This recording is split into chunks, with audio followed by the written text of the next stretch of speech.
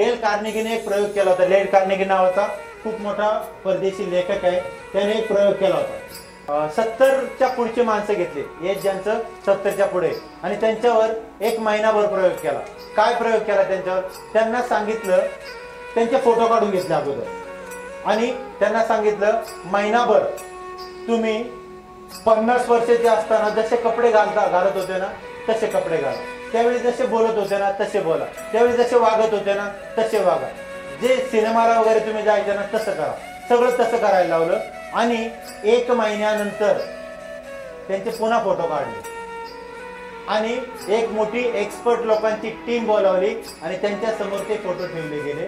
तर त्या लोकांनी असं सांगितलं की नंतरचा जो फोटो आहे तो साधारणतः एक 10 वर्षापूर्वीचा फोटो आहे आणि हा 10 वर्षानंतरचा फोटो. हा फक्त नुसता मानल्यामुळे फरक पडतो.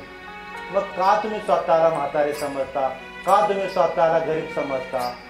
का म्हणजे असं मानण्याचं कारण काय? काहीच नाही. माना ना, मला खूप मित्र आहेत, माना ना, खूप कस्टमर आहे. बघा, डोळे बंद करायचे आणि फक्त बघत बसायचे गर्दीच्या मूर्ती. काय हरकत आहे आपल्याला?